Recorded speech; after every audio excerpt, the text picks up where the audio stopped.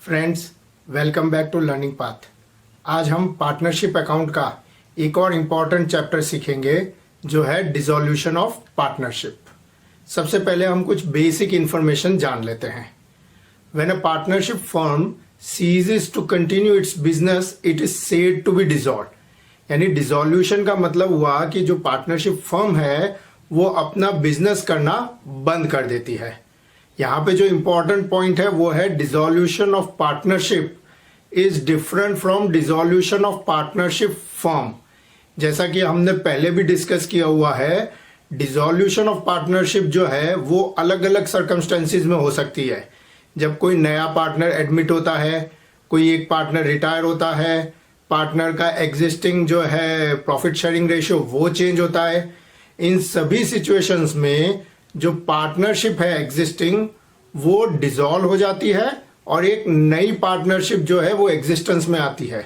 लेकिन इन सभी सिचुएशन में जो पार्टनरशिप फर्म है वो डिसॉल्व नहीं होती है, वो हमेशा कंटिन्यू ही रहती है। लेकिन when partnership between all partners come to an end, it is considered as dissolution of partnership firm। तो जब सभी पार्टनर्स के बीच में जो पार्टनरशिप है वो खत्म हो जाए तो उसे हम कहते हैं कि जो फर्म है वो डिसॉल्व हो गई है। अब कुछ लीगल पॉइंट्स जो हैं डिसॉल्यूशन से रिलेटेड वो हम समझते हैं। According to Indian partnership act 1932, dissolution of partnership firm may take place in following situations. जो पहली सिचुएशन है वो है dissolution on happening of certain events subject to agreement between partners. यानी कि जो एक्ट है पार्टनरशिप का उसमें कुछ ऐसी सिचुएशंस दी हुई है कि जिनके होने पर पार्टनरशिप फर्म जो है वो डिसॉल्व मानी जाएगी। लेकिन जो पार्टनर्स हैं वो अपने बीच में जो एग्रीमेंट होता है उसमें कुछ ऐसा रख सकते हैं कि जो सिचुएशंस जो है एक्ट में दी हुई है उनमें से अमुक सिचुएशन के आने पर भी पार्टनरशिप फर्म जो है वो डिसॉल्व नहीं मानी जाएगी। तो ये जो सारी सिचुएशंस हैं इनमें पार्टनरशिप फर्म डिसॉल्व होगी या नहीं ये एग्रीमेंट पर निर्भर करता है। और अगर एग्रीमेंट में इनके बारे में कुछ भी नहीं लिखा है तो इनमें से कोई भी सिचुएशन अराइज होगी तो पार्टनरशिप फर्म जो है वो डिसॉल्व हो जाएगी ऑटोमेटिकली। ये सिचुएशन कौन सी है? If the firm is constituted for fix term on expiry of term. यानी कि अगर कोई पार्टनरशिप फर्म जो है 3 साल 5 साल या 10 साल के लिए ही बनाई गई थी तो वो पीरियड खत्म होते ही वो पार्टनरशिप फर्म जो है डिसॉल्व हो जाएगी। If constituted to carry particular undertaking on completion there of.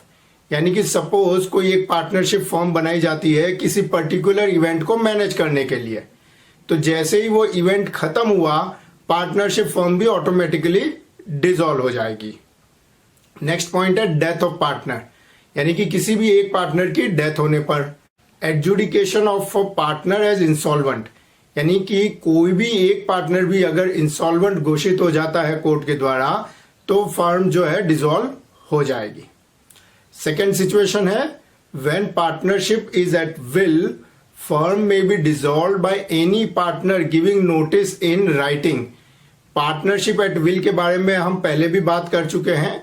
ऐसी पार्टनरशिप जिसे कोई भी पार्टनर अपनी मर्जी से खत्म कर सकता है, कोई भी पार्टनर जब चाहे फर्म छोड़कर जा सकता है।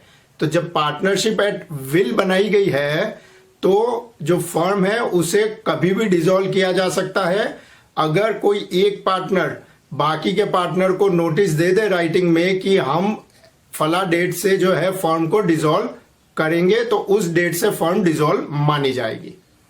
और जो थर्ड है वो है dissolution by court on a suit file by partner in certain circumstances.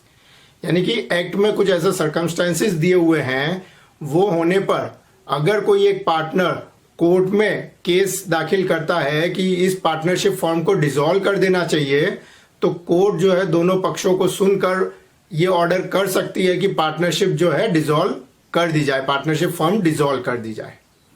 After dissolution partners continue to be liable for acts of other partners until public notice of dissolution is given. यानी कि अगर कोई partnership firm dissolve की जाती है तो ये बहुत इंपॉर्टेंट होता है कि डिसॉल्यूशन की नोटिस जो है जल्दी से जल्दी पब्लिक में उसकी एक नोटिस दे दी जाए, ताकि सभी लोगों को पता लगे कि ये पार्टनरशिप फर्म डिसॉल्व हो गई है। ये इसलिए प्रोविजन रखा गया है क्योंकि कई बार पार्टनर्स अगर डिसाइड कर लेते हैं कि फर्म को डिसॉल्व करना है, लेकिन लोगों को नहीं पता है और लोग उस फर्म के नाम पर किसी एक पार्टनर को पैसा देते हैं, तो बाकी के पार्टनर जो हैं उनकी लायबिलिटी बनती है या नहीं बनती है उसके बारे में जो है कानूनी झगड़े पैदा हो सकते हैं। तो इसीलिए ये नियम रखा गया है कि जब तक डिसॉल्यूशन की पब्लिक नोटिस नहीं दी जाती तब तक वो पार्टनरशिप फर्म जो है डिसॉल्व नहीं मानी जाएगी। अब कुछ हम इंपॉर्टेंट पॉइंट समझे। जो उसमें सबसे इंपॉर्टेंट पॉइंट है कि जब पार्टनरशिप फर्म डिसॉल्व हो जाती है तब पार्टनरशिप फर्म की जितनी भी लायबिलिटीज हैं वो सब पे करना जरूरी हो जाता है।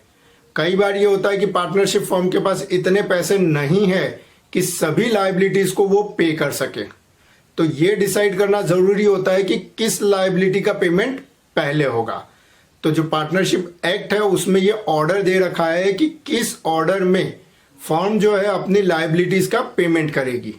तो जो सबसे पहले है वो है डिसॉल्यूशन एक्सपेंसेस, यानी कि डिसॉल्यूशन से रिलेटेड अगर कोई लीगल या दूसरे एक्सपेंस हैं तो फर्म की एसेट में से सबसे पहले उन एक्सपेंसेस के लिए पेमेंट करना होगा।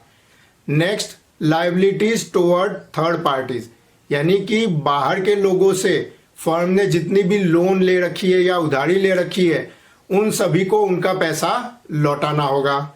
वो करने के बाद अगर पैसा बचता है तो नेक्स्ट नंबर आता है लोन ऑफ पार्टनर्स, यानी कि जितने भी पार्टनर्स हैं इनमें से अगर किसी ने फर्म को लोन भी दे रखी है कैपिटल के अलावा तो उस लोन का पेमेंट किया जाता है सभी थर्ड पार्टीज को पेमेंट करने के बाद। नेक्स्ट नंबर आता है बैलेंसेस इन कैपिटल एंड और करंट अकाउंट ऑफ पार्टनर्स, यानी कि ये सारी लायबिलिटी पे करने के बाद जो पैसा बचता है उनमें से जो पार्टनर्स है उनके कैपिटल अकाउंट या करंट अकाउंट में जो बैलेंसेस हैं उनका पेमेंट किया जाता है। और लास्ट में surplus is distributed among partners in their profit sharing ratio, यानी कि सारी की सारी लायबिलिटी पे होने के बाद भी अगर कोई पैसा बच जाता है तो वो सरप्लस जो है पार्टनर्स को उनके प्रॉफिट शेयरिंग रेशियो में डिस्ट्रीब्यूट कर दिया जाता है। जो पार्टनरशिप फर्म का डिसॉल्यूशन है उनको हम जो है 2 स्टेप प्रोसेस में समझेंगे। इससे आपको ये जो पूरी की पूरी प्रोसेस जो है बहुत आसानी से समझ आ जाएगी और इससे रिलेटेड कोई भी एग्जाम्पल जो है, कोई भी क्वेश्चन जो है आप बड़ी आसानी से अटेम्प्ट कर सकते हैं। तो जो बुक्स ऑफ फर्म है उनको क्लोज करने के लिए डिसॉल्यूशन पर 2 स्टेप प्रोसेस फॉलो करना जरूरी होता है। पहला है प्रिपरेशन ऑफ रियलाइजेशन अकाउंट और दूसरा है finding balance of capital account of partners and payment to partners. तो अब इन दोनों प्रोसेस को हम अच्छे से समझते हैं। पहला है preparation of realisation account. On dissolution of partnership all assets are sold and liabilities are paid off, यानी कि जब पार्टनरशिप फर्म को हम डिसॉल्व कर रहे हैं तो ऑब्वियस है अब कोई एसेट की जरूरत नहीं है उस फर्म में, तो सारी की सारी एसेट जो है बेच दी जाती है और कोई भी लायबिलिटी अब बाकी नहीं रख सकते, तो सभी लायबिलिटीज का पेमेंट कर दिया जाता है।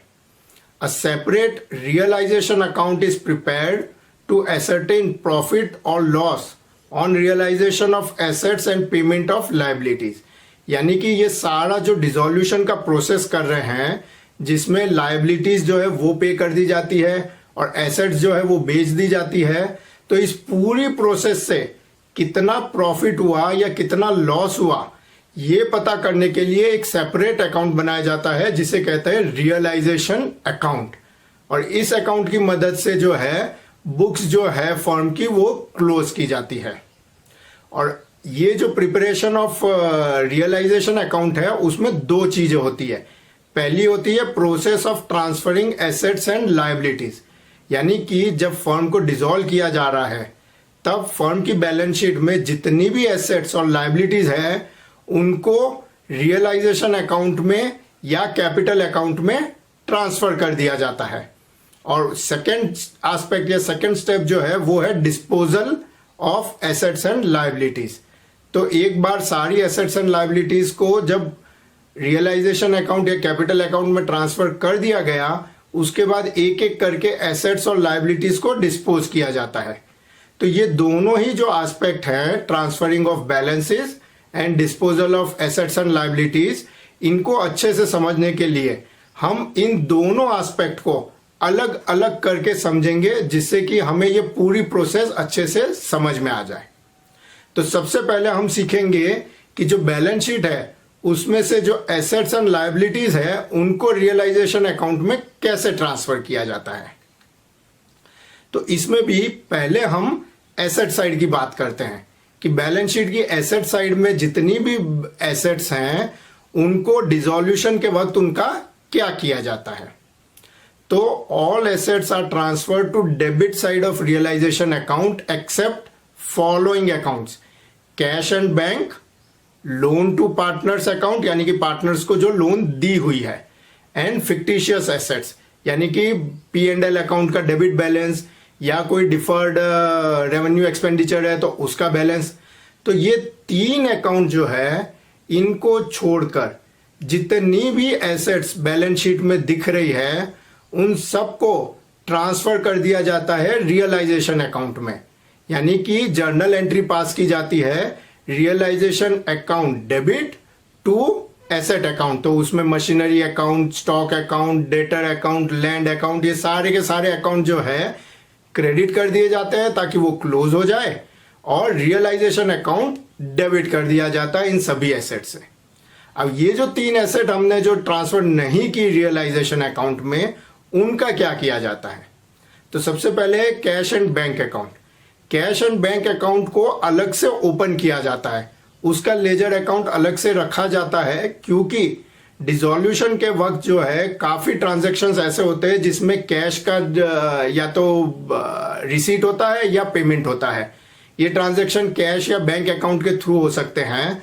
तो इसीलिए कैश या बैंक अकाउंट जो है उसे सेपरेटली रखा जाता है और सबसे लास्ट में उसे क्लोज किया जाता है। जो सेकंड है वो है पार्टनर्स लोन अकाउंट। जो पार्टनर्स लोन अकाउंट है जिसका डेबिट बैलेंस है, यानी कि पार्टनर को लोन दी है फर्म ने, उसे ट्रांसफर कर दिया जाता है capital account of concern partner. यानी कि जो पार्टनर है जिसे लोन दी हुई है फर्म ने, उसके कैपिटल अकाउंट में ट्रांसफर कर देते हैं। पार्टनर का कैपिटल अकाउंट डेबिट कर देते हैं और जो पार्टनर्स लोन अकाउंट है वो क्रेडिट कर देते हैं। तो पार्टनर्स लोन अकाउंट क्लोज हो जाएगा और पार्टनर्स का कैपिटल अकाउंट है वो डेबिट हो जाएगा। यानी कि ये जो एसेट है ये बेचने की बजाय इसे जो पार्टनर के लिए फर्म की लायबिलिटी है उसके अगेंस्ट में एडजस्ट कर लिया जाता है। और जो तीसरी आइटम है fictitious assets, they are transfer to capital account of all partners. यानी कि जितनी भी फिक्टिशियस एसेट्स हैं उनको पार्टनर्स के कैपिटल अकाउंट में उनके प्रॉफिट शेयरिंग रेशियो में ट्रांसफर कर दिया जाता है। तो पार्टनर्स के कैपिटल अकाउंट जो है उनका जितना भी शेयर है उन फिक्टिशियस एसेट में उससे डेबिट कर देते हैं, और ये जो एसेट अकाउंट्स हैं इनको हम क्रेडिट कर देते हैं, तो ये सारे क्लोज हो जाएंगे।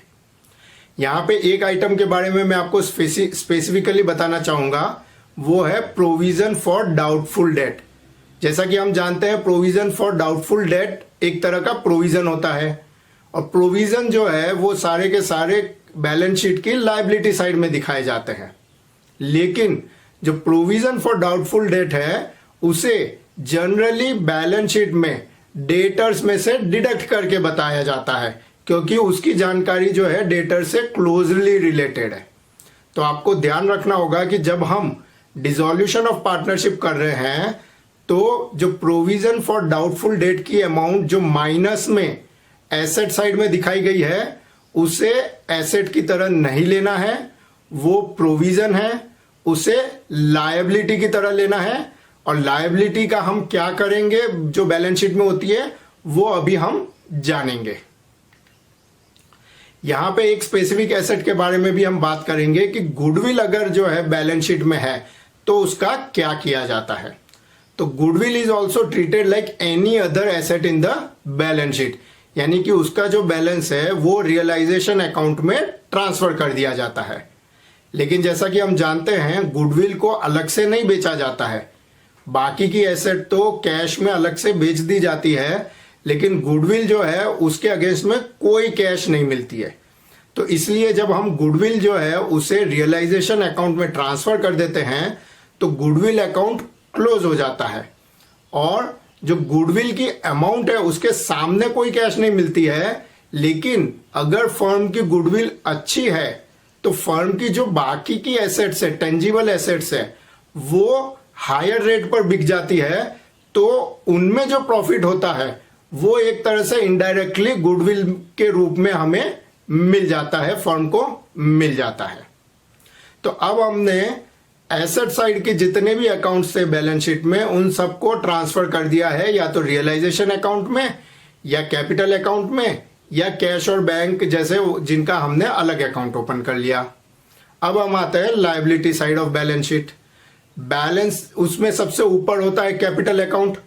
Balances in capital account of partners are shown in capital account separately, यानी कि पार्टनर्स के जो कैपिटल अकाउंट है उन्हें भी लास्ट में कैश अकाउंट के साथ ही क्लोज किया जाता है। तो बैलेंस शीट में जो पार्टनर्स के कैपिटल अकाउंट का बैलेंसेस है उन्हें हम पार्टनर का कैपिटल अकाउंट ओपन करके उसमें एज एन ओपनिंग बैलेंस दिखा देते हैं, क्योंकि बाद में पार्टनर्स के कैपिटल अकाउंट में बहुत सारे एडजस्टमेंट्स होते हैं। नेक्स्ट आइटम बैलेंस शीट में लायबिलिटी साइड में होती है करंट अकाउंट। अगर पार्टनर्स जो है फिक्स्ड कैपिटल अकाउंट के सिस्टम पे चल रहे हैं तो करंट अकाउंट में भी बैलेंस होता है। तो करंट अकाउंट का जो बैलेंस है वो पार्टनर्स के कैपिटल अकाउंट में ट्रांसफर करके करंट अकाउंट्स को क्लोज कर दिया जाता है।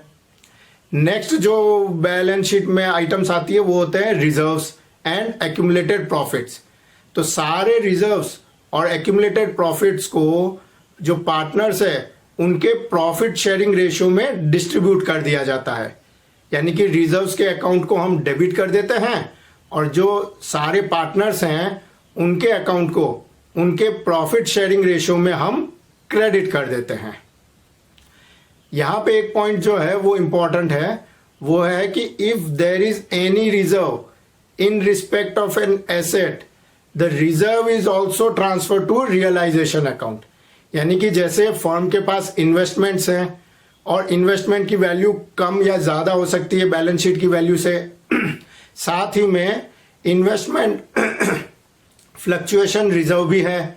तो इन्वेस्टमेंट फ्लक्चुएशन रिजर्व जो है उसे पार्टनर्स के कैपिटल अकाउंट में ट्रांसफर करने की बजाय जो है रियलाइजेशन अकाउंट में ही ट्रांसफर कर दिया जाता है।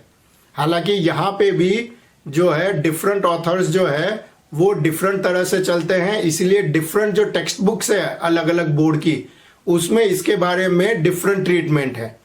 कुछ जो टेक्स्ट बुक्स हैं वो सभी रिजर्व्स को इक्वली ट्रीट करती है और रिजर्व्स को पार्टनर के कैपिटल अकाउंट में ही ट्रांसफर कर दिया जाता है और एसेट है उसे रियलाइजेशन अकाउंट में ट्रांसफर कर दिया जाता है। तो इस एस्पेक्ट में आपको क्या करना है, उसके लिए आपको अपनी टेक्स्ट बुक चेक करनी पड़ेगी। आपकी टेक्स्ट बुक में जिस तरह का ट्रीटमेंट दिया हुआ है उस तरह से ही आपको चलना होगा। नेक्स्ट जो बैलेंस शीट में आइटम्स होती है वो होती है आउटसाइडर लायबिलिटीज एंड प्रोविजंस। तो जितनी भी आउटसाइडर लायबिलिटीज एंड प्रोविजंस हैं उन सभी को रियलाइजेशन अकाउंट में ट्रांसफर कर दिया जाता है। सभी लायबिलिटीज और प्रोविजन के अकाउंट को हम डेबिट कर देते हैं और रियलाइजेशन अकाउंट को हम क्रेडिट कर देते हैं। इसमें एक आइटम इंपॉर्टेंट जो होती है वो होती है लोन फ्रॉम पार्टनर्स। तो अगर फर्म ने पार्टनर से कोई लोन ली हुई है तो उसे न तो हम रियलाइजेशन अकाउंट में ट्रांसफर करते हैं न पार्टनर्स के कैपिटल अकाउंट में ट्रांसफर करते हैं, उसे वैसे ही रहने दिया जाता है। और जब सारी की सारी थर्ड पार्टी लायबिलिटीज पे कर दी जाती है उसके बाद अगर फर्म के पास पैसे बचे हुए हैं तो जो पार्टनर की लोन है उसका पेमेंट कर दिया जाता है। तो ये खास याद रखना जरूरी है कि जो लोन फ्रॉम पार्टनर है उसे न रियलाइजेशन अकाउंट में ट्रांसफर करना है और न कैपिटल अकाउंट में ट्रांसफर करना है, लेकिन सभी थर्ड पार्टीज की लायबिलिटी पे करने के बाद उसका पेमेंट कर देना है। हालांकि अगर पार्टनर के किसी रिलेटिव से कोई लोन ली हो, चाहे वाइफ, हस्बैंड, सन, फादर या कोई भी रिलेटिव से अगर फर्म ने लोन ली हुई है, तो वो लोन जो है थर्ड पार्टी या आउटसाइडर लायबिलिटी की तरह ही ट्रीट की जाएगी और उसे रियलाइजेशन अकाउंट में ट्रांसफर कर दिया जाता है। तो अब हमने बैलेंस शीट में जितनी भी आइटम होती है फर्म की, वो सभी बैलेंस शीट से हटाकर रिस्पेक्टिव जगह पे उसे हमने ट्रांसफर कर दिया है। या तो हमने उसे रियलाइजेशन अकाउंट में ट्रांसफर कर दिया, या पार्टनर्स के कैपिटल अकाउंट में ट्रांसफर कर दिया, या जैसे कि कैश है जिसका अलग अकाउंट हमने ओपन कर दिया, या जो लोन फ्रॉम पार्टनर है उसे हमने साइड में रहने दिया ताकि उसका पेमेंट हम बाद में कर सके। ये करने के बाद नेक्स्ट प्रोसेस जो आती है वो आती है disposal of assets and liabilities. तो इसमें पहले हम समझेंगे कि डिस्पोजल ऑफ एसेट्स के वक्त क्या किया जाता है। तो एक बार सारी की सारी एसेट्स जो है हमने ट्रांसफर कर दी है, जिन्हें भी हमें रियलाइजेशन अकाउंट में ट्रांसफर करना था, उसके बाद एक एक करके ये एसेट्स जो है बेची जाती है और उसकी जर्नल एंट्री की जाती है कैश या bank account debit to realisation account. तो हर एक एसेट जो कैश में बेची जाएगी या चेक से बेची जाएगी, उसके लिए कैश अकाउंट डेबिट कर देंगे और रियलाइजेशन अकाउंट क्रेडिट कर देंगे। If any asset is sold which was not recorded in balance sheet, it is directly recorded in realization account by crediting it, bank और कैश अकाउंट इज डेबिटेड। यानी कि अगर कोई एसेट है जो पहले बैलेंस शीट में नहीं थी, लेकिन डिसॉल्यूशन की प्रोसेस करते वक्त ध्यान में आई है कि ये एसेट भी फर्म के पास है, और उसे जब बेचा जाता है तब भी जर्नल एंट्री तो वही होगी कि कैश या bank debit to realisation account, जैसा कि हम नॉर्मल एसेट सेल करने पर करते हैं। लेकिन जैसा कि हमने बैलेंस शीट की एसेट के लिए किया था कि पहले उसे रियलाइजेशन अकाउंट में ट्रांसफर किया और उसके बाद उसके डिस्पोजल की एंट्री की, तो जो अनरिकॉर्डेड एसेट है उसके ट्रांसफर की कोई एंट्री नहीं होगी, सिर्फ उसके डिस्पोजल की एंट्री होगी जो कि किसी भी एसेट के लिए की जाती है।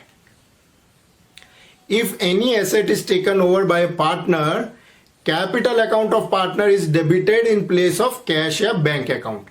यानी कि कई बार ऐसा होता है कि कोई एक पार्टनर बोलता है कि ये एसेट मार्केट में बेचने जाएंगे तो कम पैसे मिलेंगे, मैं इसे ज्यादा पैसे में रखने को तैयार हूं। तो अगर बाकी के पार्टनर एग्री हो जाते हैं तो वो एसेट उस पार्टनर को दे दी जाती है। तो उस केस में कैश या बैंक अकाउंट डेबिट नहीं होता है, पार्टनर का कैपिटल अकाउंट डेबिट होता है।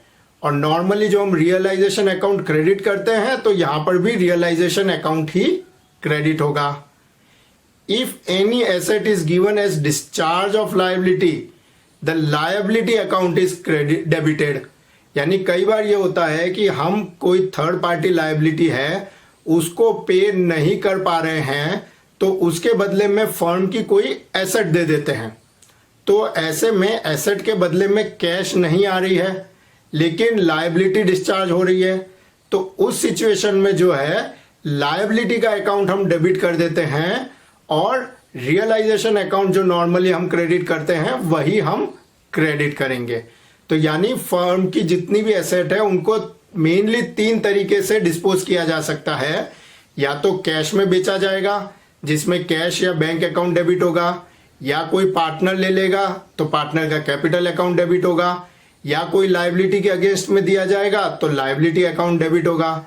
लेकिन हर एक सिचुएशन में रियलाइजेशन अकाउंट ही क्रेडिट होगा।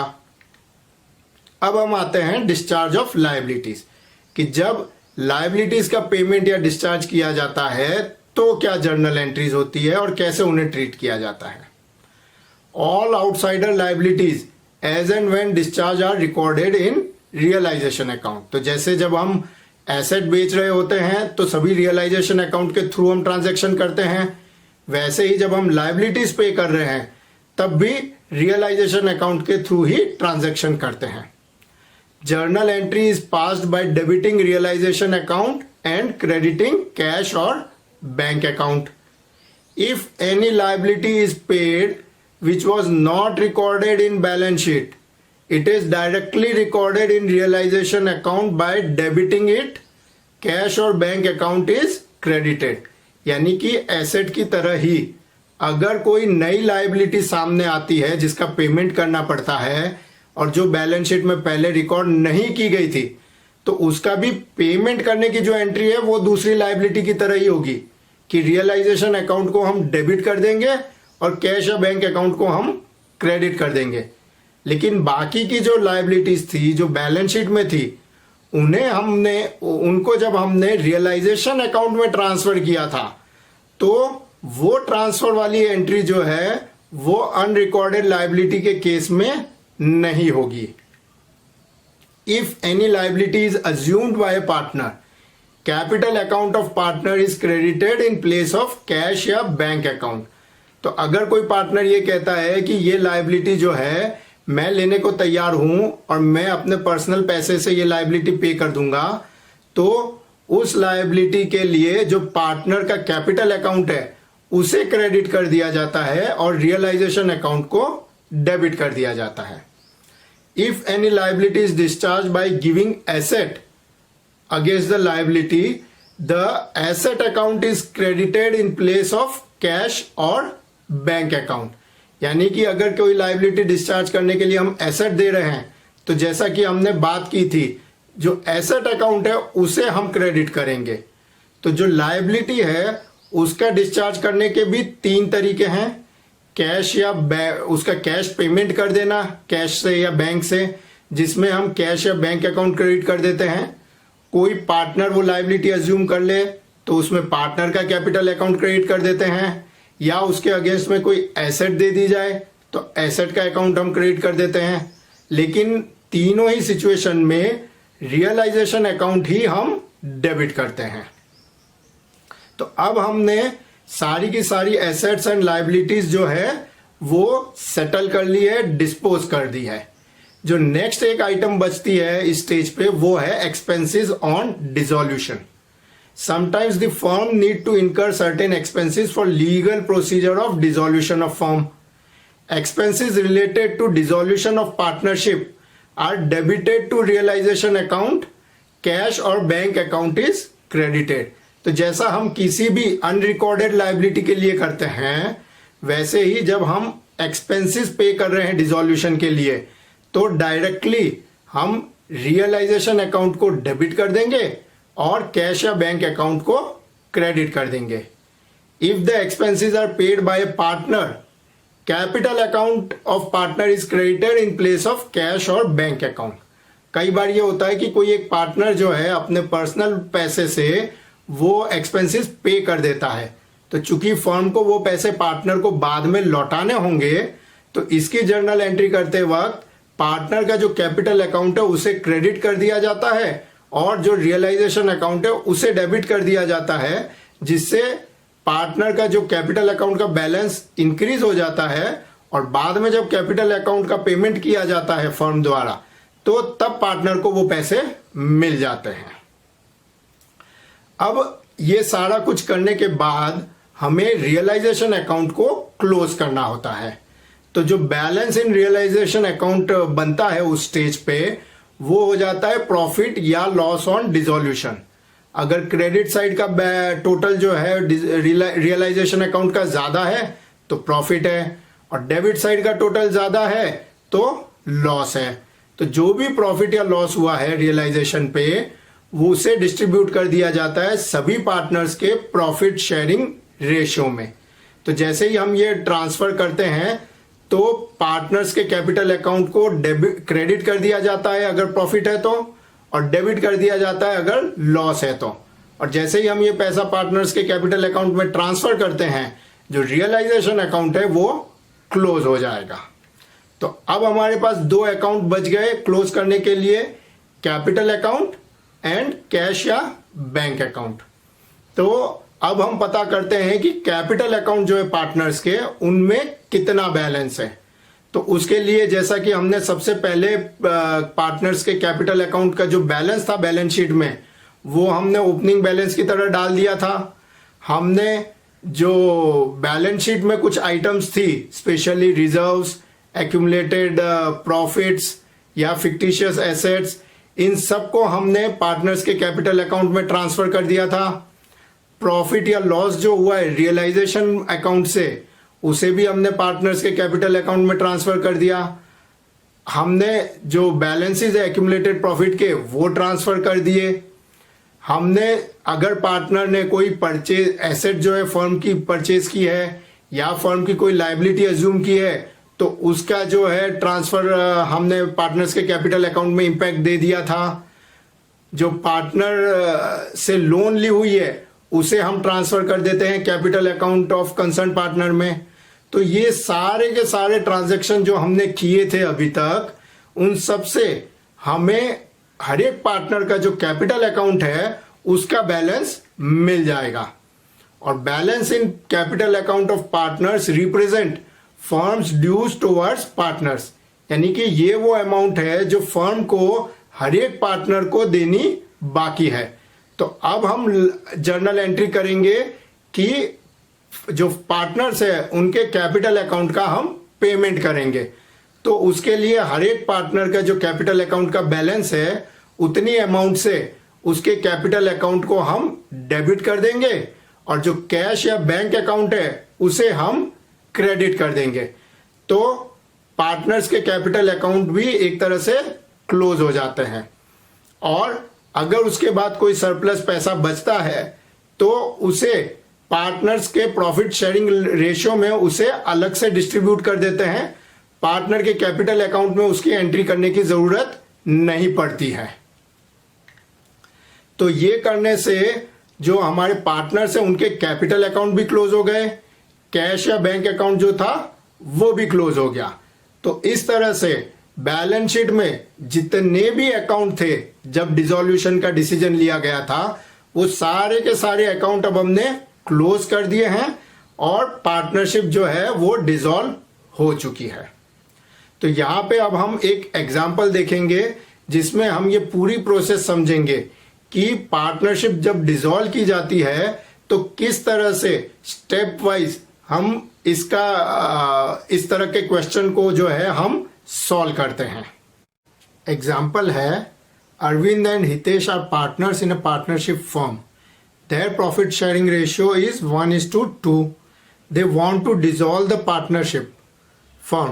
From the following balance sheet of the firm as on 31st March 2019 and other information, prepare realization account and close the books of the firm. तो यहाँ पे हमें फर्म की 31st मार्च 2019 की balance sheet दी हुई है जिसमें लायबिलिटी साइड पे हितेश और अरविंद के कैपिटल अकाउंट का बैलेंस है, जनरल रिजर्व है, क्रेडिटर्स है, लोन फ्रॉम अरविंद्स वाइफ है और बिल्स पेएबल है। और एसेट साइड में building, machinery, investments, debtors, bills receivable, loan to Hitesh और कैश बैलेंस, इतने अकाउंट्स हैं।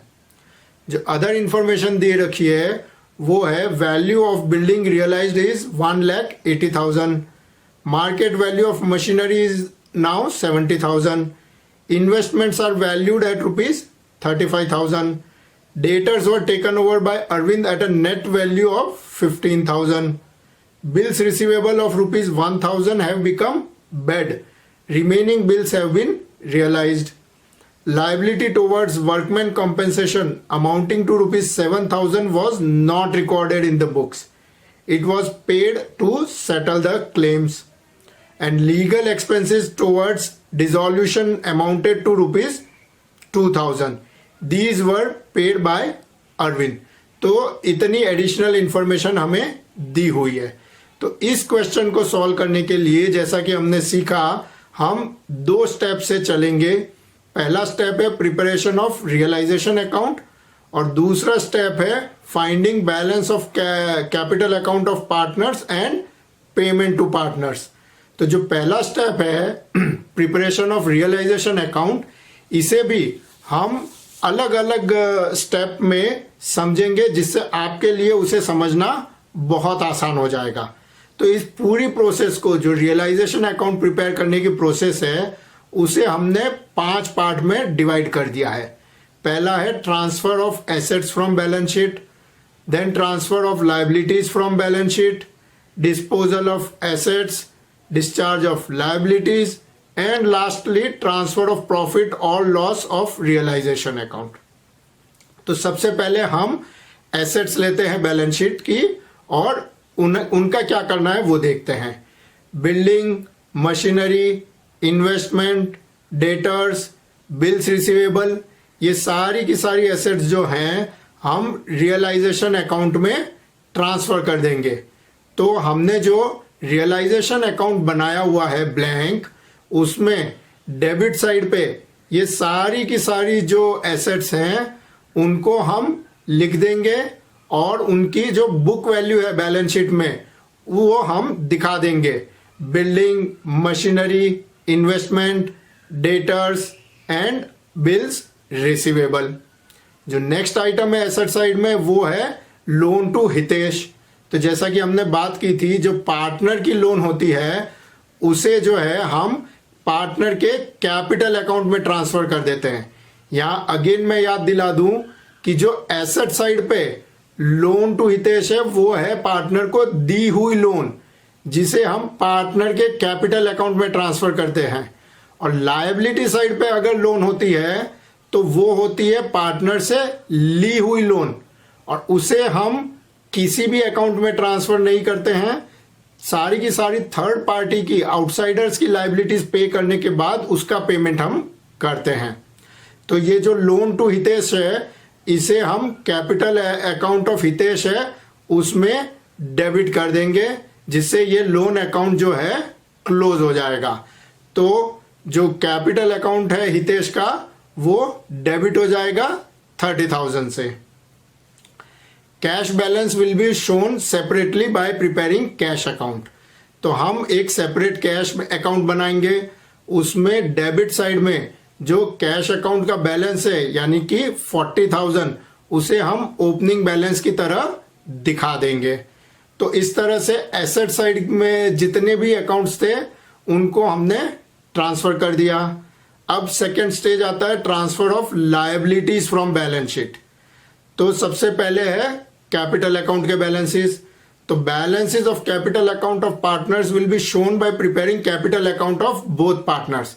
यानी कि हम दोनों पार्टनर का कैपिटल अकाउंट बना रहे हैं, और उसमें ओपनिंग बैलेंस की तरह हम लिखेंगे पार्टनर के जो कैपिटल अकाउंट का बैलेंस जो बैलेंस शीट में दिखाया गया है वो।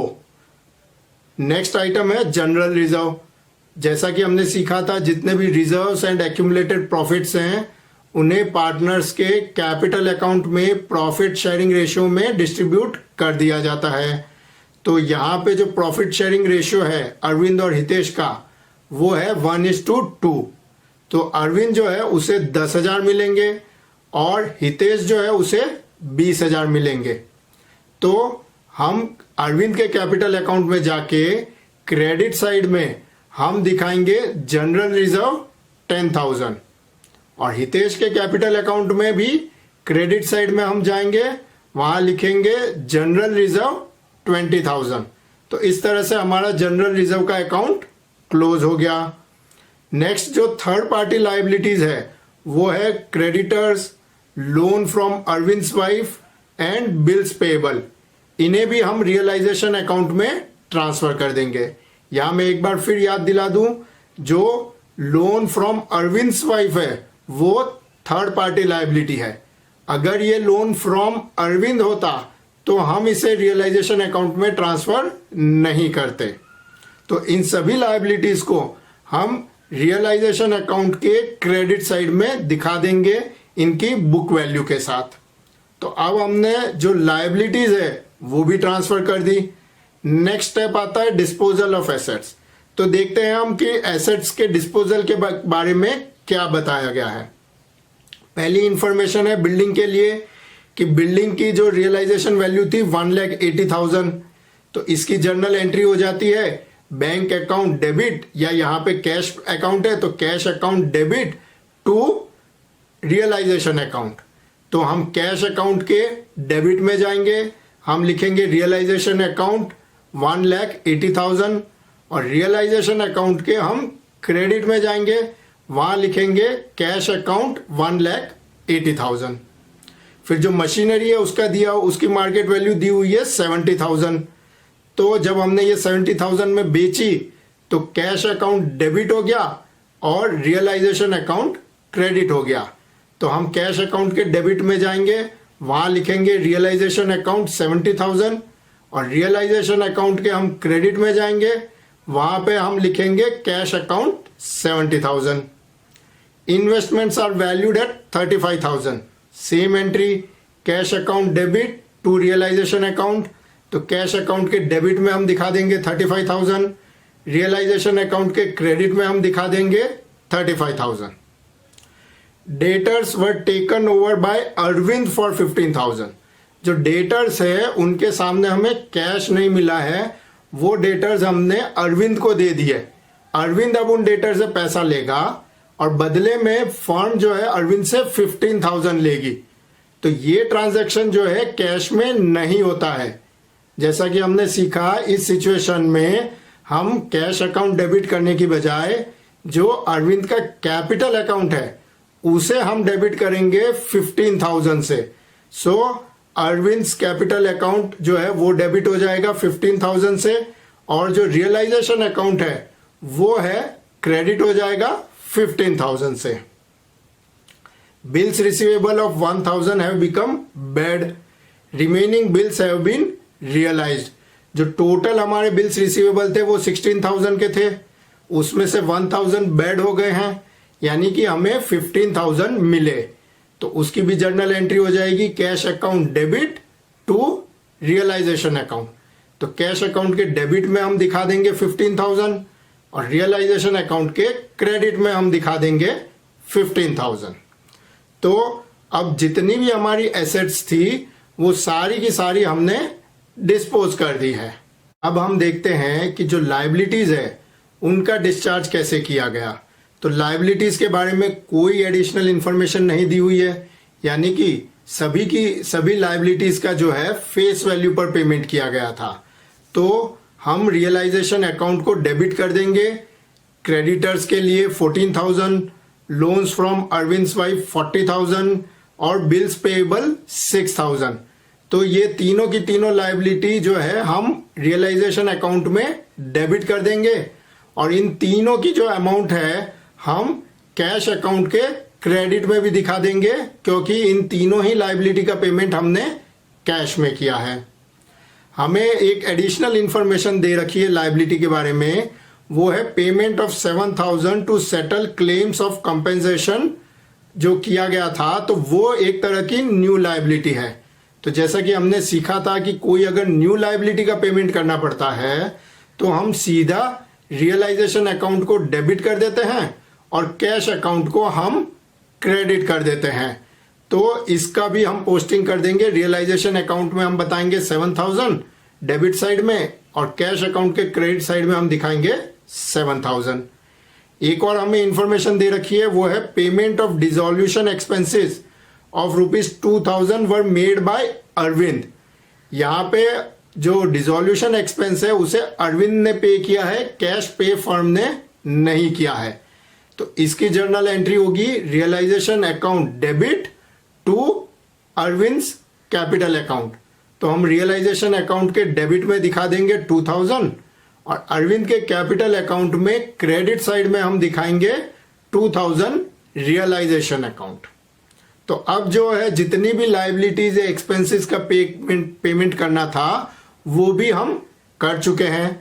तो नेक्स्ट स्टेप आएगा, अब हम रियलाइजेशन अकाउंट का प्रॉफिट या लॉस कैलकुलेट करके उसे पार्टनर्स को ट्रांसफर करेंगे। तो हम देख सकते हैं कि जो रियलाइजेशन अकाउंट है उसमें क्रेडिट साइड का टोटल ज्यादा है, डेबिट साइड का कम है। जो डिफरेंस है वो है 6,000, यानी कि रियलाइजेशन पे 6,000 का प्रॉफिट हुआ है। इस प्रॉफिट को जो है पार्टनर्स के प्रॉफिट शेयरिंग रेशियो में डिस्ट्रीब्यूट करते हैं, जो है 1:2। तो अरविंद को इसमें से मिलेंगे 2,000 और हितेश को मिलेंगे 4,000। तो हम रियलाइजेशन अकाउंट को डेबिट कर देंगे, Arvind capital account 2000, Hitesh capital account 4000, और जो दोनों पार्टनर्स हैं उनके कैपिटल अकाउंट क्रेडिट हो जाएंगे। अरविंद का कैपिटल अकाउंट क्रेडिट हो जाएगा 2000 से और हितेश का कैपिटल अकाउंट क्रेडिट हो जाएगा 4000 से। तो इस तरह से हमने रियलाइजेशन अकाउंट है उसे भी क्लोज कर दिया है। अब हम जाएंगे अपने दूसरे स्टेप के ऊपर, यानी कि finding balance of capital account and payment to partners. तो अब हम देखेंगे कि जो कैपिटल अकाउंट है दोनों पार्टनर्स का, उसको हम क्लोज करेंगे, उनका बैलेंस हम कैलकुलेट करेंगे। तो जो अरविंद अकाउंट है उसमें हम देख सकते हैं कि क्रेडिट साइड का टोटल करने के बाद डेबिट साइड का एडजस्ट करके हम जो बैलेंस है अरविंद के अकाउंट में वो आ रहा है 1,19,000। जो हितेश का अकाउंट है उसमें भी क्रेडिट बैलेंस आ रहा है, उसका क्रेडिट बैलेंस जो आ रहा है वो हो गया 1,54,000। तो अब ये अमाउंट जो है दोनों पार्टनर्स को पे की जाएगी। तो इसके लिए हम जर्नल एंट्री करेंगे, दोनों पार्टनर का हम कैपिटल अकाउंट जो है उसे हम डेबिट कर देंगे। अरविंद के कैपिटल अकाउंट को हम डेबिट करेंगे 1,19,000 और लिखेंगे कैश अकाउंट। हितेश के कैपिटल अकाउंट को हम डेबिट करेंगे 1,54,000 से, लिखेंगे कैश अकाउंट, और कैश अकाउंट के क्रेडिट में हम लिख देंगे Arvind capital account 1,19,000, Hitesh capital account 1,54,000। तो अब आप देख सकते हैं जब हम कैश अकाउंट के डेबिट और क्रेडिट साइड का टोटल करेंगे तो वो भी टोटल मैच हो जाता है, यानी कि हमारा कैश अकाउंट भी क्लोज हो गया और कैपिटल अकाउंट भी क्लोज हो गया।